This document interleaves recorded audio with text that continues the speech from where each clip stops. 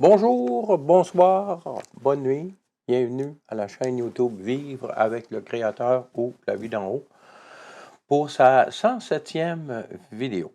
Et comme toujours, les passages tirés de la Bible qui sont non référés le sont tirés de la version Louis II 1910. Aujourd'hui, le trône de Dieu. Le trône de Dieu est vu dans les Écritures par trois personnes. Ce qu'ils ont vu est extraordinaire pour ce monde. Mais je suis certain que ce n'est qu'un faible reflet de la réalité de ce qui est vraiment.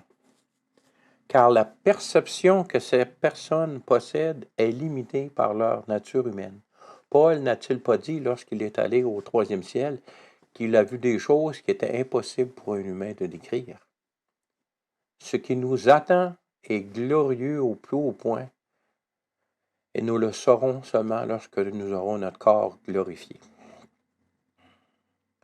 Donc, dans cette vidéo, nous allons simplement voir ces événements en rafale, de façon à en saisir plusieurs réalités sur cette nature humaine qui est la nôtre, en face du seul Dieu vivant et trois fois saint, éternel désormais.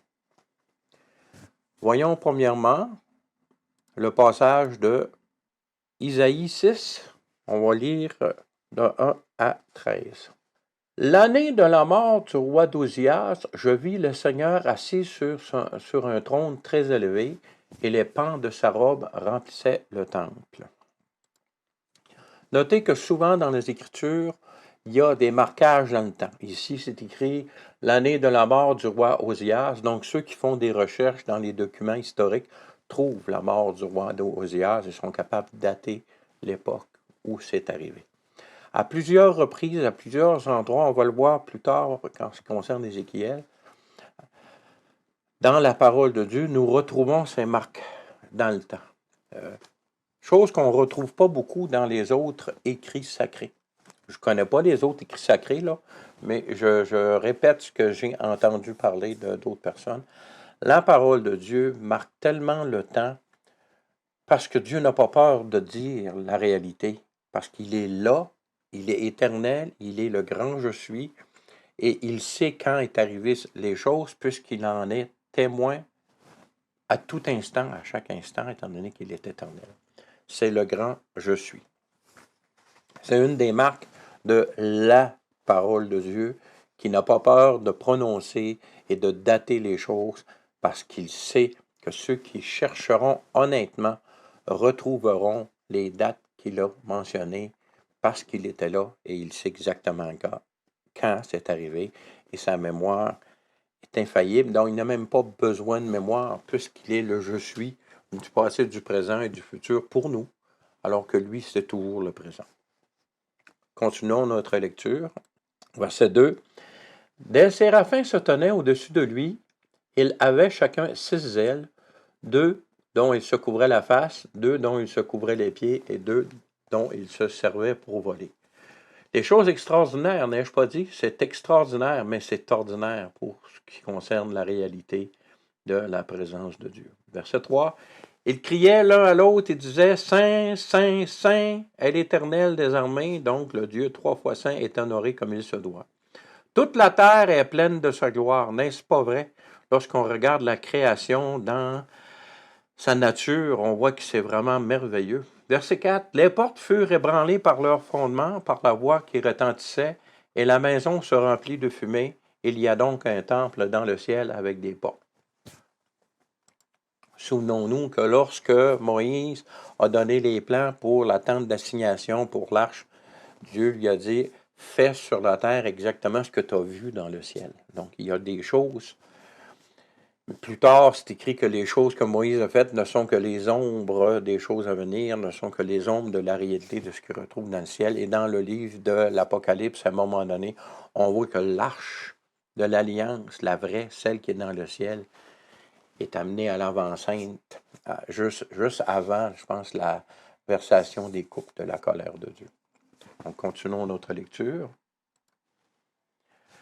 Verset 5. Alors je dis, malheur à moi, je suis perdu, car je suis un homme dont les lèvres sont impures. J'habite au milieu d'un peuple dont les lèvres sont impures, et mes yeux ont vu le roi, l'Éternel des armées. La présence de Dieu, ressentie dans nos corps, dans nos âmes, dans nos esprits, pousse à la sanctification.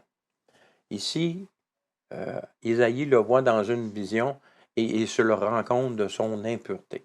C'est ce que nous sommes tous devant la sainteté de Dieu. C'est pas pour rien que les séraphins criaient Saint, Saint, Saint est l'Éternel, parce qu'il est 3 fois saint. C'est la perfection dans la sainteté. Nul n'est comme lui, nul ne sera jamais comme lui, parce qu'il est le seul être de tout l'univers qui est non créé, parce qu'il a toujours éternité, qu'il a toujours existé d'éternité en éternité. Continuons à lire au verset 6. Mais l'un des séraphins vola vers moi, tenant en la main une pierre ardente, qu'il avait prise sur l'autel avec des pincettes. Il en toucha ma bouche et dit, ceci a touché tes lèvres, ton iniquité est enlevée et ton péché est expié. Notez ici que ça ne peut être qu'une expiation temporaire, parce que dans l'enseignement précédent, dans la vie en action, c'est clair, on a déterminé à la lecture de la parole de Dieu que pour que le péché d'un humain soit expié, étant donné que le salaire du péché, c'est la mort, il faut qu'il y ait mort d'humain. Donc, à cette époque-là, c'était un peu comme les sacrifices de la loi de l'Ancien Testament, ça couvrait le péché. Alors ici, ce geste fait par l'ange ne peut que faire une expiation temporaire afin qu'Isaïe ne meure pas en présence de Dieu. Mais la vraie expiation pour les péchés d'Isaïe n'est arrivée que lorsque Jésus est devenu homme, qu'il est mort sur la croix et qu'il est ressuscité. C'est à ce moment-là que l'expiation réelle des péchés d'Isaïe est arrivée, parce que Isaïe avait la foi dans le salut de l'Éternel, sachant même pas que c'était Jésus. Mais Jésus est allé dans le séjour des morts, dans le sein d'Abraham, annoncer aux personnes qui espéraient le salut en l'Éternel, que le salut de l'Éternel, c'est Jésus le Christ, lui et lui seul. Continuons à lire. Verset 8. J'entendis la voix du Seigneur disant, qui enverrai-je et qui marchera pour nous? Je répondis, ici c'est Isaïe qui répond, me voici avant moi. Il dit alors, va et dis à ce peuple, vous entendrez, vous ne comprendrez point. Vous verrez et vous ne saisirez point. Rends insensible le cœur de ce peuple, endurcis ses oreilles et bouche-lui les yeux, pour qu'il ne voie point de ses yeux, n'entende point de ses oreilles, ne comprenne point de son cœur, ne se convertisse point et ne soit point guéri. Ici, on voit l'effet de la parole de Dieu sur un cœur impénitent, un cœur qui ne se repent pas. Dans 2 Thessaloniciens, chapitre 2, il est écrit que Dieu envoie une puissance d'égarement pour ceux qui ne reçoivent pas la vérité. En tant que la grande mission de l'Église du Seigneur Jésus-Christ, telle qu'on l'a vu dans la vidéo précédente, est de prêcher la bonne nouvelle et de faire les disciples. Mais à ceux qui endurcissent leur cœur, le résultat c'est ce que nous voyons ici, c'est lorsque la parole de Dieu est prêchée et que les gens la rejettent, leur cœur est endurci, ils ne voient plus, ils ne comprennent plus. Alors, je ne sais pas où tu es dans ta vie en ce moment sur cette terre. Est-ce que tu rejettes la parole de Dieu qui t'est offerte ou est-ce que tu la reçois pour ce qu'elle est, c'est-à-dire la vérité? Verset 11, Isaïe pose la question au Seigneur. Je dis, jusqu'à quand, Seigneur? Ce passage que nous allons lire jusqu'au verset 13 est très intéressant. Et il répondit, jusqu'à ce que les villes soient dévastées et privées d'habitants, jusqu'à ce qu'il n'y ait personne dans les maisons et que le pays soit ravagé par la solitude, jusqu'à ce que l'Éternel ait éloigné les hommes et que le pays devienne un immense désert. Et s'il y reste encore 1/10 des habitants, ils seront en leur tour anéantis. Mais comme le térébinthe et le chêne conservent leur tronc quand ils sont abattus, une sainte postérité renaîtra de ce peuple.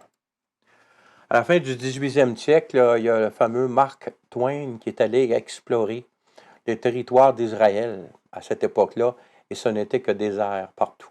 Donc, cette parole d'Isaïe, ici, que l'Éternel a dit à Isaïe, en réponse à l'endurcissement du cœur d'Israël suite à leur rejet de la vérité de la parole de Dieu, la correction de l'Éternel est vraiment accomplie. Mais ce qui est arrivé en 1948 avec la nouvelle naissance, si on peut appeler ça de même, de la nation d'Israël, nous avons ce qui est écrit au verset 13, une sainte postérité renaîtra de ce peuple. Par contre, il est clair qu'en ce moment, Israël existe, mais ils ne sont pas dans la foi. Bon, il y a des religieux, mais ils ne sont pas dans la foi de leur vrai Messie. Et c'est pour cette raison que la désolation et le désert est venu dans ce pays. Alors, mais un jour, ils se tourneront vers celui qu'ils ont percé, et ils diront, béni soit celui qui vient au nom du Seigneur. Alors le Seigneur Jésus reviendra.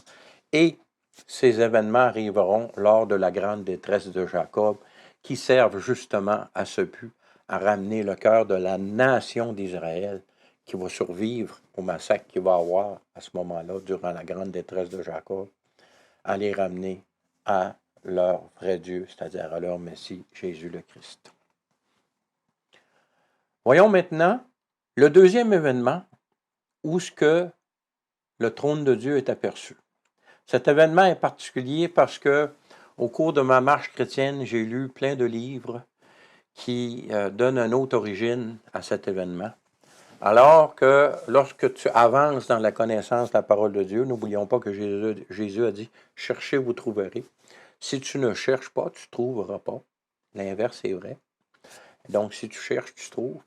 Et beaucoup de livres écrits par des athées, par des non-croyants, par des personnes qui rejettent la vraie parole du Seigneur, la vraie parole de leur Créateur, parce qu'il n'y a qu'un seul Créateur pour tous. Alors, il interprète ces paroles-là.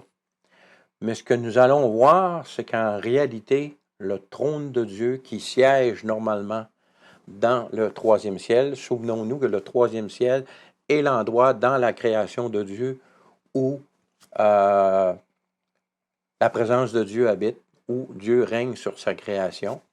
Je vais mettre en lien à cette vidéo que j'ai deux vidéos en ce qui concerne les cieux et la terre. Vous pourrez aller les voir, ça va vous donner le contexte du troisième ciel, deuxième ciel, premier ciel, et la terre et ce qui est à l'intérieur de la terre. Et souvenons-nous que c'est vraiment à cet endroit que Dieu habite dans sa création, mais que Dieu est hors de sa création parce que Dieu n'a pas besoin de la création pour exister. Il existe par lui-même. Mais la création ne peut exister sans Dieu. Donc Dieu est partout dans sa création et il est hors de sa création. Mais quand on dit que Dieu est saint, qu'il est hors de sa création, c'est que Dieu existe par lui-même. Il n'a besoin d'aucune intervention extérieure à lui-même pour exister, parce qu'il est le Dieu d'éternité. Alors que la création, un jour, a eu un début, comme nous le dit dans Genèse 1, et un jour, elle sera purifiée du péché, comme nous le dit l'Apocalypse, et que l'éternité de cette création ensuite se perdurera dans l'éternité, dans la sainteté, où ce que la mort n'existera plus. Merveilleuse promesse de Dieu. Donc, allons voir maintenant les événements fantastiques et extraordinaires. Les mots manquent. On pourrait dire méga fantastique ou hyper fantastique, hyper extraordinaire de ce qu'a vécu le prophète Ézéchiel dans Ézéchiel 1. Beaucoup de textes aujourd'hui, mais c'est des textes qui sont vraiment intéressants et qui parlent par eux-mêmes. Lorsqu'on les regarde sous la lumière, sous la lunette de la foi en la parole de Dieu pour ce qu'elle dit. Donc, allons voir Ézéchiel 1, verset 1. La 30e année, c'est ça, le 5e jour du 4e mois, comme j'étais parmi les captifs du fleuve de Kédar, les cieux s'ouvrirent et j'eus des visions divines. Encore ici, nous voyons un marquage de temps qui est une des marques de commerce de la parole de Dieu, parce que, comme j'ai dit, Dieu est présent à ces événements-là et il sait exactement quand elles sont arrivées, ces événements. Et il peut facilement les dater clairement. Et chaque personne qui cherche honnêtement dans les archives ou quoi que ce soit, ou même dans l'archéologie, va retrouver ces événements parce que Dieu sait ce qu'il dit. Il annonce même l'avenir pour nous avant qu'elle arrive, parce que pour lui, ce n'est que du présent. Ouais. On a un Dieu extraordinaire. Nul n'est comparable à lui. Continuons notre lecture. Donc, le 5e jour du mois, c'était la 5e année de la captivité de Joachim. La parole de l'Éternel fut adressée à Ézéchiel, fils de Buzi, le sacrificateur, dans le pays des Chaldéens. Ici, Ézéchiel a fait partie de la 2e déportation. Daniel, la première, Ézéchiel, la 2e. Et Jérémie, à la 3e. Je ne pourrais pas dire, je ne me souviens pas exactement si Jérémie est allé en Babylone, mais je pense que oui. À vérifier. Je ne veux pas vous induire en erreur et ma mémoire a ses faiblesses. C'est pour ça que je suis content que mes vidéos soient enregistrées parce que des fois je les réécoute et je m'enseigne moi-même. Merci Seigneur. Donc, cela dit, près du fleuve Kédar qui est en Babylonie, et c'est là que la main de l'Éternel fut sur lui. Verset 4, je regardais et voici, il vint du septentrion, souvenons-nous, le septentrion c'est le nord, un vent impétueux, une grosse nuée, et une gerbe de feu. Événement extraordinaire, vision extraordinaire, c'est le cas, qui répandait de tous côtés une lumière éclatante au centre de laquelle brillait comme de l'airain poli. L'airain, c'est du métal semblable à du cuivre, je pense, sortant du milieu du feu. Au centre encore apparaissaient 4 animaux dont l'aspect avait une ressemblance humaine. Les animaux qui ressemblent aux hommes. Verset 6. Chacun d'eux avait 4 faces et chacun avait 4 ailes. Souvenons-nous que Dieu habite dans un univers à multiples dimensions. Nous, dans notre univers, nous sommes limités à 4 dimensions. Et se représenter dans notre univers à 4 dimensions, c'est la hauteur, la largeur et la profondeur, et le temps, parce qu'on est limité par le temps, ce sont nos 4 dimensions. Alors, avoir une vision claire de choses qui existent dans un univers à plusieurs dimensions est difficile à conceptualiser pour nos cerveaux. Par contre, la parole de Dieu le dit. Si Dieu le dit, c'est vrai. Ne rejetons pas la vérité de la parole de Dieu afin que notre cœur ne soit pas endurci et qu'on ne soit pas livré au mensonge. Continuons notre lecture. Donc, reprenons le verset 6. Chacun d'eux avait 4 faces et chacun avait 4 ailes. Leurs pieds étaient droits et la plante de leurs pieds était comme celle du pied d'un veau. Ils étincelaient comme de l'airain poli. Ils avaient des mains d'hommes sous les ailes à leurs 4 côtés et tous les 4 avaient leurs faces et leurs ailes. Leurs ailes étaient jointes l'une à l'autre et ils ne se tournaient point en marchant. Difficile à concevoir, mais chacun marchait droit devant soi. Quant à la figure de leur face, ils avaient tous une face d'homme et tous quatre, une face de lion à droite, tous 4 une face de bœuf à gauche et tous 4 une face d'aigle. Animaux fantastiques, êtres fantastiques, fantastiques pour nous, mais pas pour le ciel.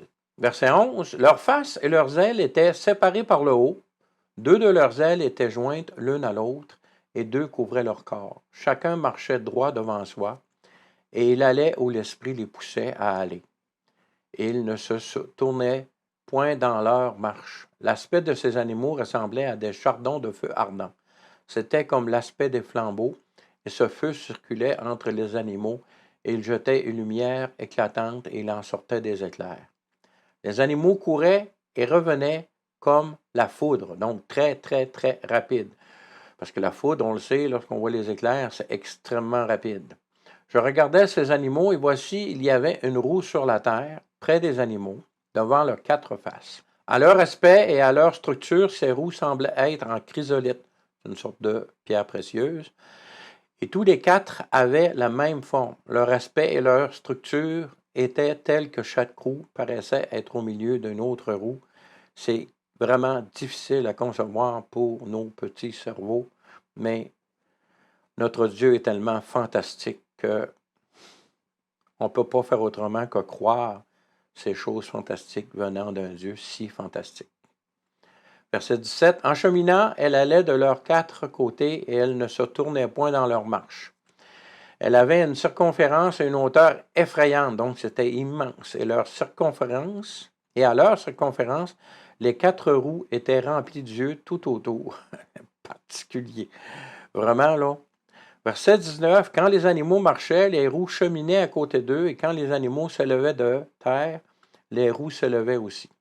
Elle allait où l'esprit les poussait à aller, et les roues se levaient avec eux, car l'esprit des animaux était dans les roues. Verset 21, quand il marchait, elle marchait, et quand il arrêtait, elle s'arrêtait. Quand il s'élevait de la terre, les roues se levaient avec eux, car l'esprit des animaux était dans les roues.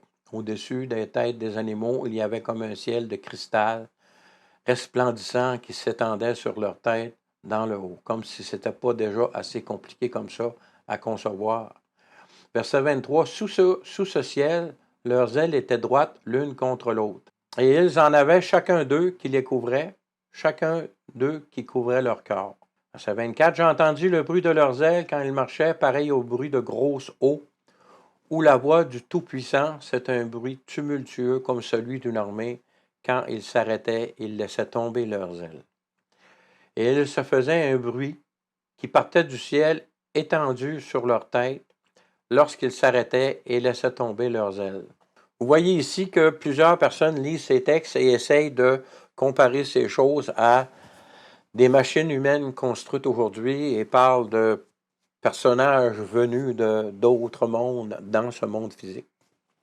Alors qu'on sait très bien que cette chose ne peut venir que du monde spirituel où il y a un nombre supérieur de dimensions que nous avons dans ce monde physique.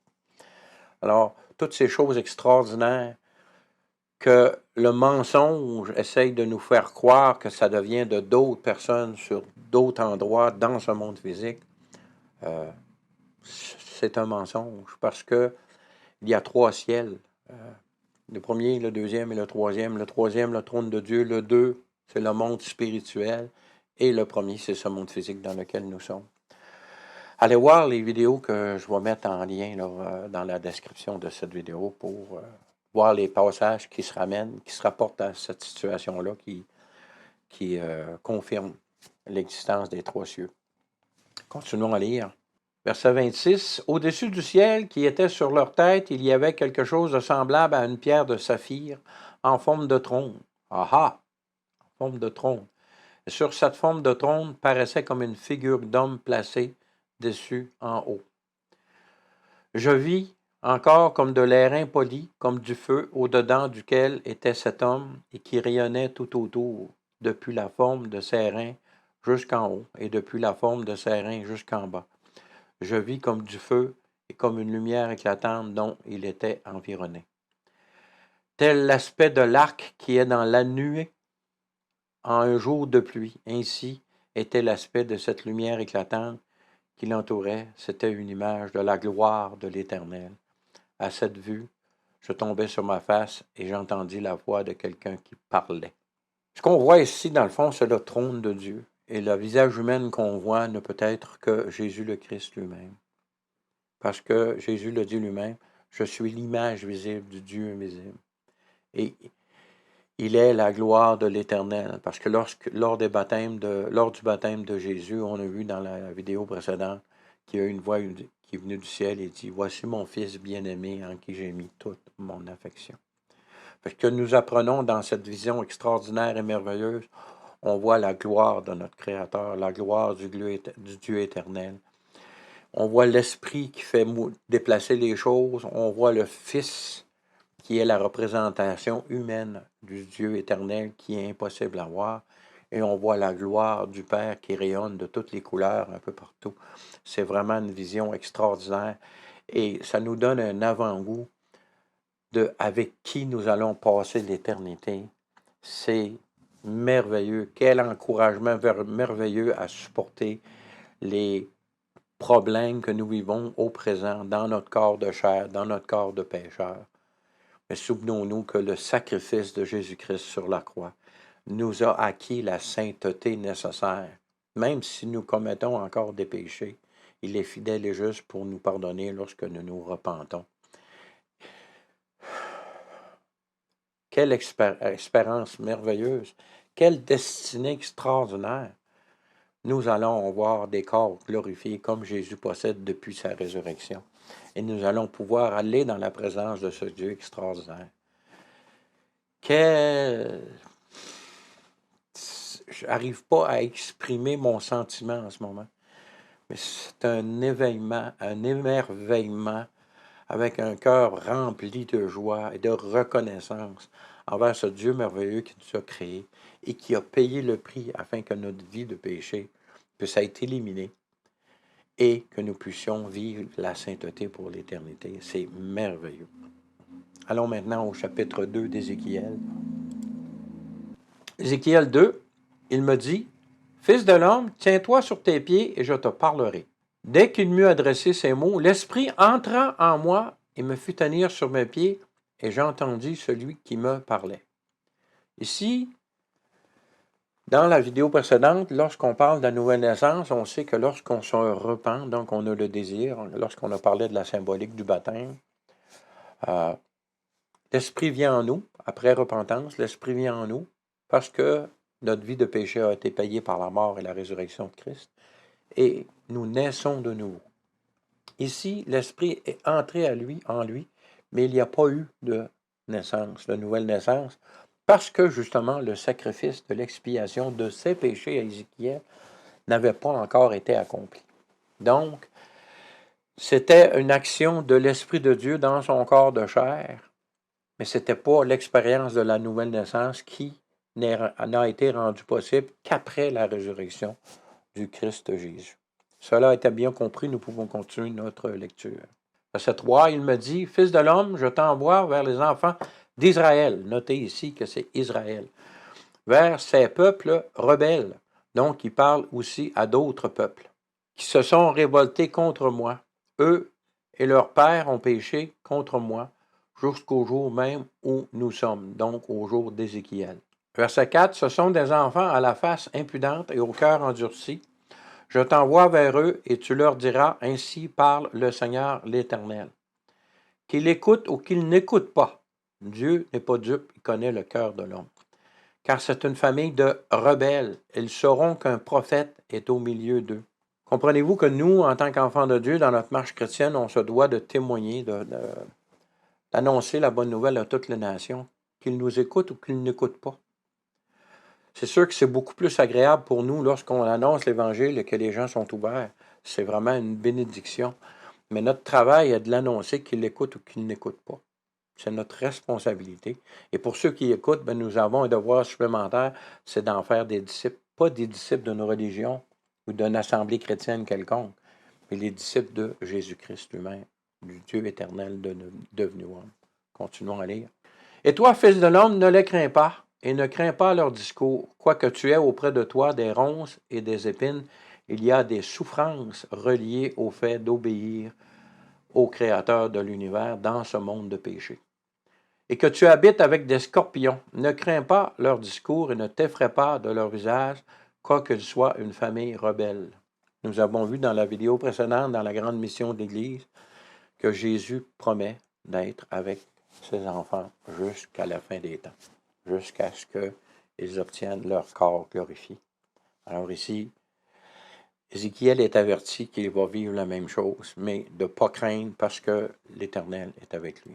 Verset 7, « Tu leur diras mes paroles, qu'ils écoutent ou qu'ils n'écoutent pas, car ce sont des rebelles. » C'est répété ici, c'est vraiment une réalité qui est difficile à entendre, mais la parole de Dieu ne fait pas dans la dentelle, la parole de Dieu fait dans la vérité. Verset 8, « Et toi, fils d'homme, écoute ce que je vais te dire, ne sois pas rebelle. » On a tous cette tendance à la rébellion qu'il faut que nous maîtrisions. « Comme cette famille de rebelles, ouvre ta bouche et mange ce que je te donnerai. » Je regardai et voici une main étendue vers moi, et elle tenait un livre en rouleau.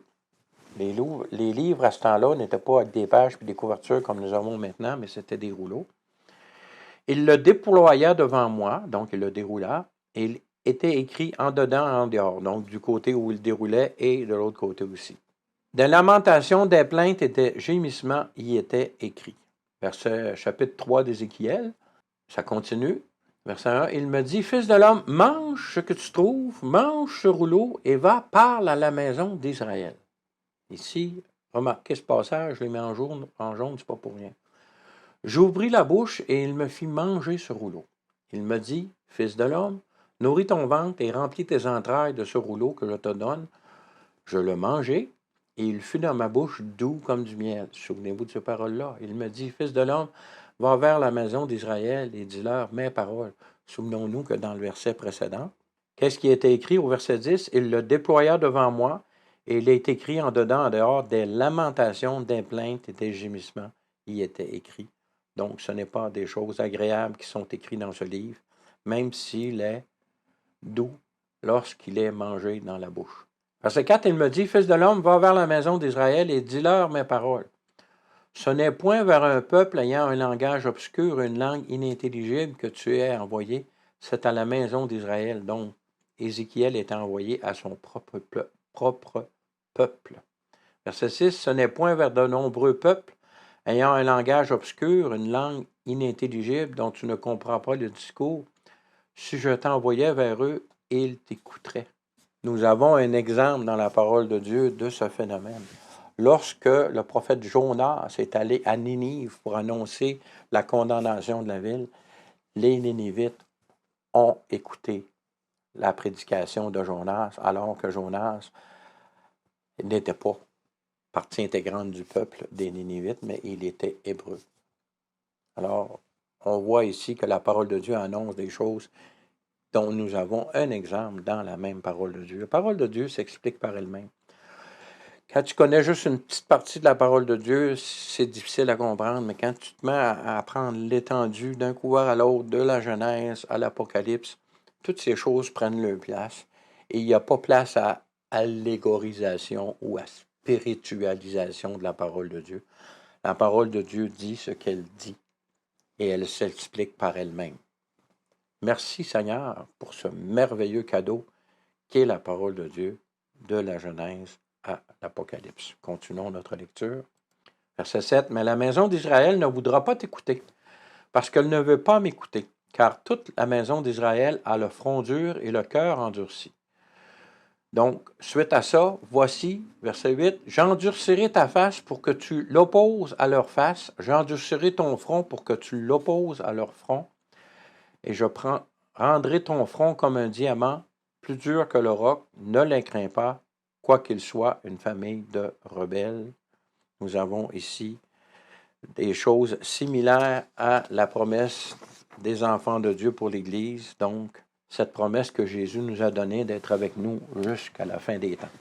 Avant de continuer notre lecture d'Ézéchiel, je veux que nous regardions à un passage dans Apocalypse 10. Vous allez voir des similitudes avec le passage que nous venons de lire. Allons donc lire Apocalypse 10, versets 1 à 11. Je vis un autre ange, ici c'est Jean qui parle, l'apôtre Jean, lorsqu'il reçoit la vision de l'Apocalypse. Je vis un autre ange puissant qui descendait du ciel, enveloppé d'une nuée, et au-dessus de sa tête était l'arc-en-ciel du trône que nous avons vu dans Ézéchiel. On peut faire un lien ici. Et son visage était comme le soleil, donc la brillance, et ses pieds comme des colonnes de feu. Ici, certains commentateurs bibliques disent que c'est Jésus, mais la parole le dit, c'est un ange. C'est un ange qui reflète la gloire de Dieu. C'est pas autre chose que ça. Il vient du ciel, donc il reflète le ciel.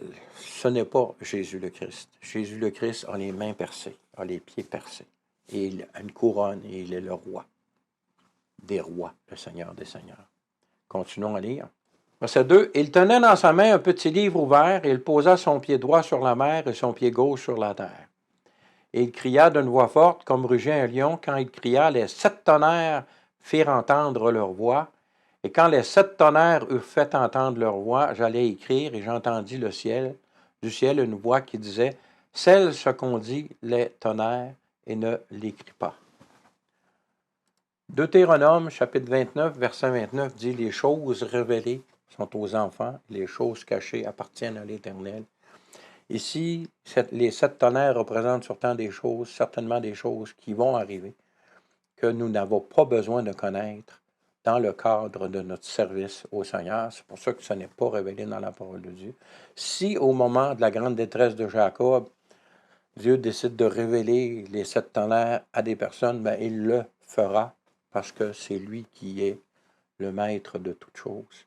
Et sa sagesse est incomparable. Continuons notre lecture. Verset 5. « Et l'ange que je voyais debout sur la mer et sur la terre leva sa main droite vers le ciel et jura par celui qui vit au siècle des siècles, qui a créé le ciel et les choses qui y sont. N'est-ce pas la parole qui est Jésus le Christ, qui est la parole faite chair, qui a fait ces choses-là? » Donc cet ange ne peut pas être Jésus le Christ. « La terre et les choses qui y sont, et la mer et les choses qui y sont, qu'il n'y aurait plus de temps. » Plus de temps avant quoi? Avant le jugement de Dieu sur cette terre. Verset 7. « Mais qu'au jour de la voix du 7e ange, quand il sonnerait de la trompette, le mystère de Dieu s'accomplirait, comme il l'a annoncé à ses serviteurs, les prophètes. » Donc, le mystère de Dieu ne s'accomplit qu'après les 7 trompettes. « Et la voix que j'avais entendue du ciel me parla de nouveau et dit, « Va, prends le petit livre ouvert dans la main de l'ange qui se tient debout sur la mer et sur la terre. » Et j'allai vers l'ange en lui disant de me donner le petit livre. Et il me dit, « Prends-le et avale-le. » Similitude à ce que Ézéchiel a vécu. « Il sera amer à tes entrailles, mais dans ta bouche, il sera doux comme du miel. » C'est ce que Ézéchiel a vécu aussi. Donc, on voit ici qu'il y a un parallèle. On voit que ça indique un peu que ces gens-là sont des prophètes. Donc, Jean, en plus d'être un apôtre de Christ Jésus qui a vécu avec lui sur terre, est aussi un prophète. Donc, le livre de l'Apocalypse est un livre donné par un prophète de Dieu, comme le livre d'Ézéchiel est un livre donné par le prophète de Dieu. Continuons à lire.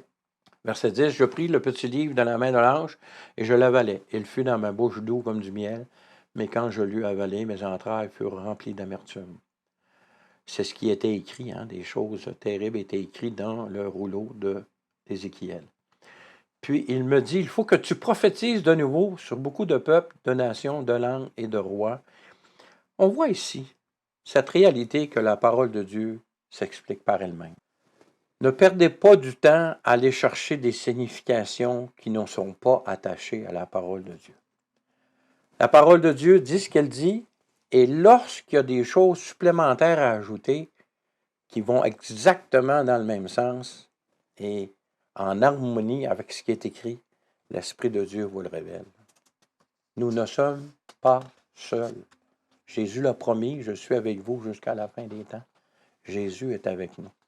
Pas une religion, pas un type d'assemblée chrétien, pas des pratiques humaines, pas des traditions humaines, mais bien la parole de Dieu et l'Esprit de Dieu qui nous dirige chaque jour. Jésus l'a promis. Jésus a promis l'Esprit à l'Église. L'Église a reçu l'Esprit. L'Église continue à recevoir l'Esprit. Et un jour, l'Église sera retirée de cette terre lorsque les cœurs seront tellement durs que plus personne n'écoutera son message, qui est d'annoncer la bonne nouvelle et de faire des disciples. Continuons notre lecture d'Ézéchiel 3. Verset 10, « Il me dit, Fils de l'homme, reçois dans ton cœur et écoute de tes oreilles toutes les paroles que je te dirai. Va vers les captifs, vers les enfants de ton peuple, et tu leur parleras, qu'ils écoutent ou qu'ils n'écoutent pas. » Ça revient souvent, ça. Il faut être obéissant, peu importe le résultat de notre obéissance. Est-ce que les gens écoutent ou n'écoutent pas? Ce n'est pas à nous de décider. Nous devons servir le Seigneur envers et contre tous, peu importe ce que cela implique. Tu leur diras, « Ainsi parle le Seigneur l'Éternel. » Et l'Esprit m'enleva, verset 12, et j'entendis derrière moi le bruit d'un grand tumulte. Béni soit la gloire de l'Éternel du lieu de sa demeure. Donc nous voyons ici que la vision de l'Éternel, dans le fond, parle du trône de Dieu et que ce trône de Dieu est mobile. Dieu se promène en 4 roues. Au Québec, ici, on sait ce qu'un 4 roues. Je ne sais pas si en Europe, vous l'appelez la machine la même chose, mais ce sont des motos à 4 roues. Il y a eu les fameuses 3 roues de Honda qui étaient dangereuses pour les accidents, et puis après ça, il y a eu les 4 roues. Et beaucoup de chasseurs et de pêcheurs apprécient ce véhicule pour se promener un peu partout dans le bois. Alors, Dieu lui-même a son 4 roues, mais c'est un 4 roues vraiment extraordinaire. Merci Seigneur. Merci. Continuons à lire. Verset 14. L'Esprit m'enleva et m'emporta. Pour ceux qui doutent de l'enlèvement de l'Église ici, nous avons un exemple, un fait concret qui est arrivé à Ézéchiel. J'allais irrité et furieux, et la main de l'Éternel agissa sur moi avec puissance. Ah, la nature humaine! Heureusement que Dieu nous connaît bien et nous aime tels que nous sommes, et qu'il nous transforme selon son amour par la grâce que l'Esprit de Dieu travaille en nous.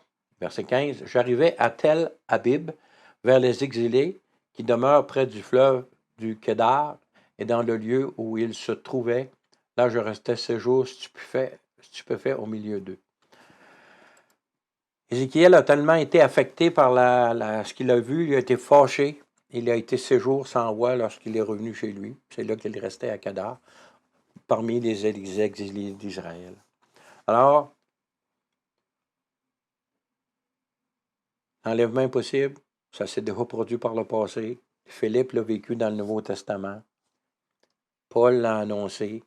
Les fêtes de l'Éternel à la Pentecôte, l'offrande des 2 pains, annonce cet enlèvement de l'Église, les morts en Christ qui vont ressusciter en premier et les vivants qui seront transformés. Parce que lorsque Jésus a été enlevé au ciel, ça a été représenté dans les fêtes de l'Éternel par l'agitation de la gerbe de blé que Jésus est monté au ciel après sa résurrection.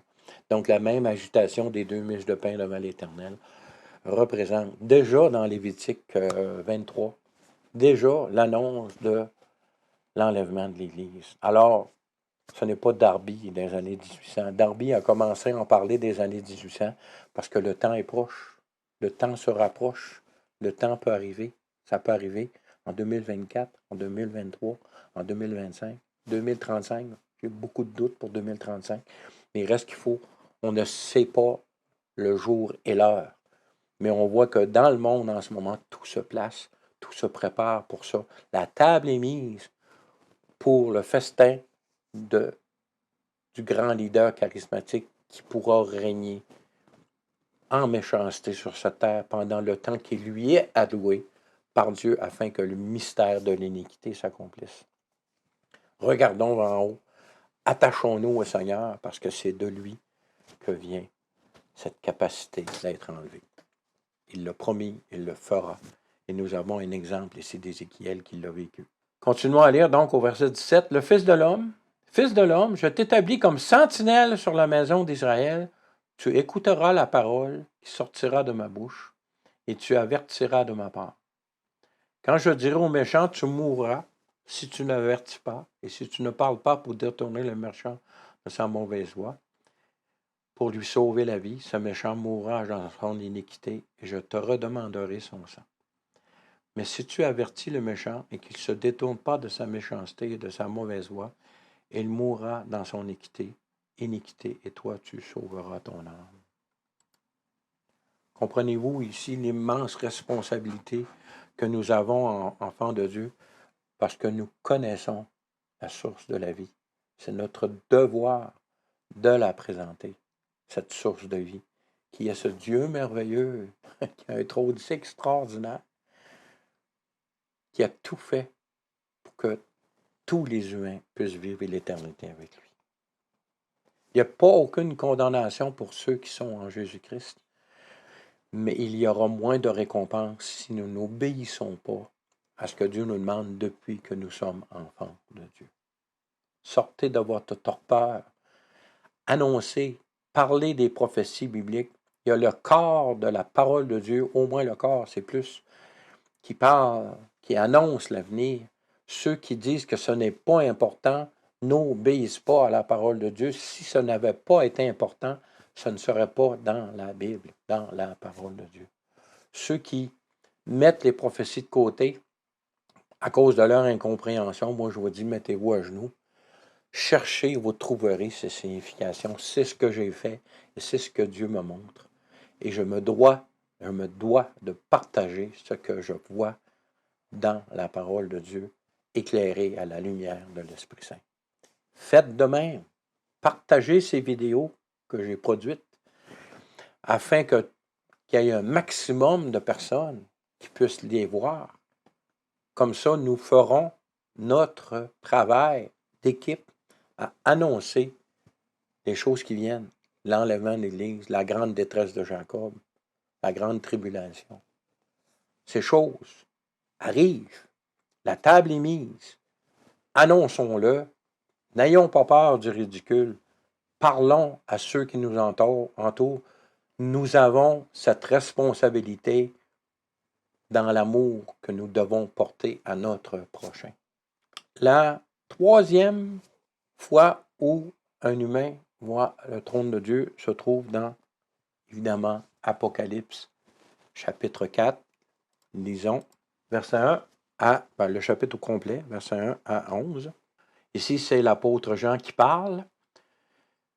Après cela, je regardais et voici une porte était ouverte dans le ciel. La première voix que j'avais entendue, comme le son d'une trompette qui me parlait, dit « Monte ici et je te ferai voir ce qui doit arriver dans la suite. » Aussitôt, je fus ravi en esprit, encore là, un autre exemple d'enlèvement, mais ici, ce n'est qu'en esprit, donc son corps n'a pas participé. Et voici, il y avait un trône dans le ciel, et sur ce trône, quelqu'un était assis. Celui qui était assis avait l'aspect d'une pierre de jaspe et de sardoine. Le trône était environné d'un arc-en-ciel. On voit encore ici cet arc-en-ciel, semblable à de l'émeraude. Autour du trône, quand je pense que l'arc-en-ciel est maintenant utilisé par les hommes pour prôner un mouvement qui s'oppose vraiment à la sainteté de Dieu, c'est là où l'humanité est rendue. Il a dit, continuons à lire notre lecture, verset 4. Autour du trône, je vis 24 trônes, et sur ces trônes, 24 vieillards assis, revêtus de vêtements blancs, et sur leur tête des couronnes d'or. Qui sont ces 24 vieillards? Nous ne le savons pas. C'est une chose que Isaïe n'a pas vue, qu'Ézéchiel n'a pas vue. Donc, ces vieillards ont l'air d'être des humains. Merci Seigneur, je n'ai pas la révélation de qui ils sont. Je demande au Seigneur de me la donner. Alors, merci Seigneur, on verra dans le futur si Dieu me le donne ou pas. Verset 5. Du trône sortent des éclairs, des voix et des tonnerres. Devant le trône brûlent 7 lampes ardentes qui sont les 7 esprits de Dieu. Ici, Jean est enlevé au ciel en esprit, et quand il arrive au ciel, puis ça lui dit les choses qui vont arriver, donc qui ne sont pas encore arrivées à l'époque où Jean a la vision. Donc, il tombe dans le futur. Et nous voyons ici qu'il y a 7 lampes des 7 esprits dans le ciel. Si vous lisez les premiers chapitres du livre d'Apocalypse, il y a 7 chandeliers qui sont les 7 églises qui ont les 7 esprits. Ici, nous voyons 7 lampes qui sont maintenant rendues dans le ciel. Est-ce qu'on peut faire un lien? Facilement. Est-ce que cette symbolique-là est ésotérique ou spirituelle ou symbolique? La Bible s'explique d'elle-même. Alors, je vous laisse sur cette réflexion. Pour moi, c'est clair. Maintenant, à vous de faire votre propre réflexion et d'arriver à votre propre conclusion. Mais souvenez-vous que votre conclusion doit être en accord avec ce que la parole de Dieu dit. Continuons à lire. Il y a encore, verset 6, devant le trône, comme une mer de verre, semblable à du cristal.